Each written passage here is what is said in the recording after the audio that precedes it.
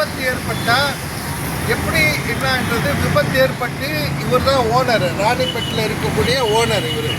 இவர் வண்டி விபத்து ஆயிடுச்சு. ஆனால் இவரால் கடந்த 3 மாதமாக இவரால் அந்த கிளைம் வாங்க முடியல.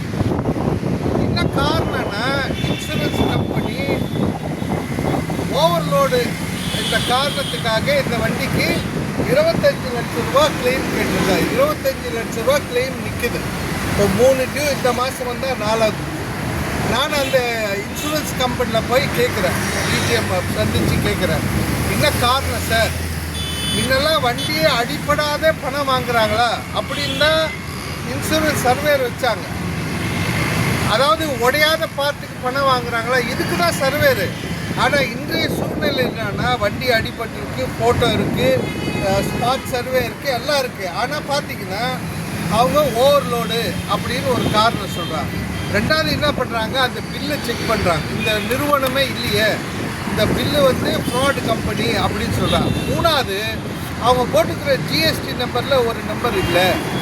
இப்போ எதை கண்டுபிடிக்கிறாங்க பாரு. அவங்களுக்கு இந்த கிளைம் எப்படியாவது ரிஜெக்ட் பண்ணோம் இந்த காரணத்தில் வந்துடும். இது நியூ இந்தியாவில் இப்படி இன்னும் 4 ப்ரைவேட் கம்பெனி இருக்குது. அவங்க என்ன பண்ணுவாங்க, அப்போது இந்த அதிக பாரம் ஏற்றத்தில் நிறைய ஓனர், இது வண்டி இல்லை, இப்போ ஒரு ஷிஃப்டா வாட்ஸ்அப் குரூப்பில் இன்னொரு வண்டி கிளைமே வரலன்னு அழுகுறார். இது மாதிரி நிறைய. இப்போ என் சர்வேரை கேட்டேன், நிற்குது. நான் சாரை கேட்டேன், ஓவர்லோடு இல்லாத வண்டி எது சொல்லுங்கள். தோஸ்து வண்டிங்க நிறையா.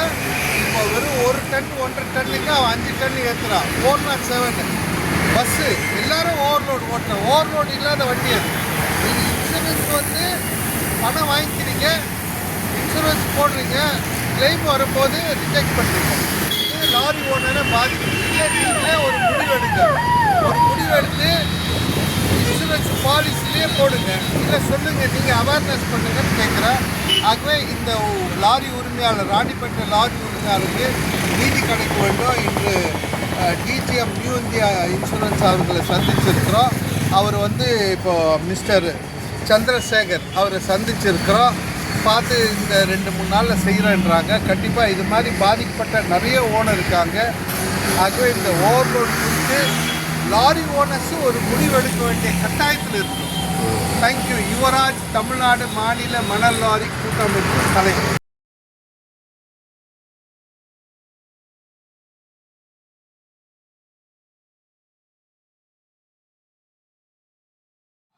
இந்த வீடியோ எதற்காக போடுறேன்னா, இன்றைய சூழ்நிலை லாரி உரிமையாளர் இந்த ஓவர்லோட்னால் எவ்வளோ பாதிக்கப்பட்டிருக்காங்க. அதாவது இன்சூரன்ஸ் முன்னெல்லாம் லாரி அடிபட்டால் தான், லாரி விபத்து ஏற்படாத பணம் வாங்குறான்னு தான் முன்னெல்லாம் சர்வேர் வச்சாங்க. இப்போ பார்த்திங்கன்னா அடிபட்டிருக்கு வண்டி, வேறு காரணங்கள், ஓவர்லோடு சொல்கிறாங்க, இன்சூரன்ஸு இல்லை ஏதாவது ஒரு மிஸ்டேக் சொல்கிறாங்க, ஜிஎஸ்டின்றாங்க, அவன் ஏற்றிட்டு லோடு சொல்கிறாங்க. ஆகவே இந்த மாதிரி சூழ்நிலையில் லாரி உரிமையாளர்கள் இந்த நியூ இயருக்கு அப்புறம் நம்ம பிப்ரவரி 1ஆம் தேதியிலேருந்து ஓவர்லோடு ஏற்றாமல் இருக்கணும். ஏற்றாமல் நம்ம தொழில் பண்ணால் தான் இந்த மாதிரி சுச்சுவேஷன்லேருந்து எல்லா லாரி ஓனரும் காப்பாற்ற முடியும். இந்த ஒரு நியூ இந்தியா இன்சூரன்ஸ் மட்டும் இல்லை, எல்லா இன்சூரன்ஸ். இப்போ ராயல் சுந்தரத்தில் ஒரு வண்டி நடக்குது. அப்போ இவர்கள் பணம் பெற்றுக்கொண்டு இவர்கள் இன்சூரன்ஸ் போடும்போது ஓவர்லோடு இல்லாத வண்டி அது.